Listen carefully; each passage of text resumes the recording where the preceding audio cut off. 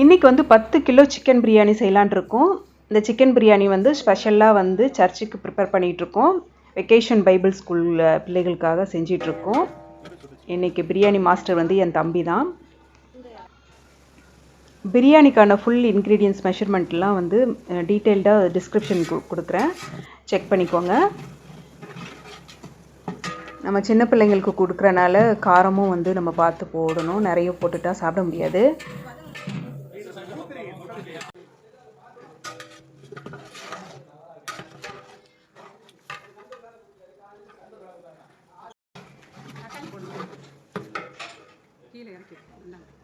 எல்லா மசாலாலாம் வதங்கி தண்ணி ஊற்றியாச்சு. தண்ணி ஊற்றின பிறகு நம்ம சிக்கனை கொட்டியாச்சு.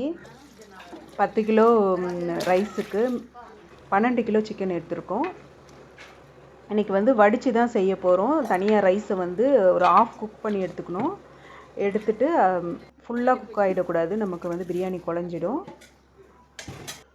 ஆஃப் குக் பண்ணி வடித்து எடுத்துகிட்டு அந்த ரைஸை நம்ம போட்டாச்சு. ரைஸை வந்து ரொம்ப கிளறி விட்டுறக்கூடாது. ஃபுல்லாக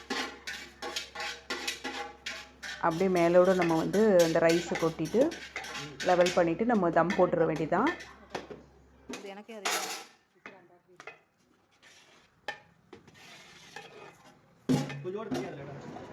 இப்போ ஓப்பன் பண்ணிடலாம். நல்லா கமன்னு வாசனை தூக்குது.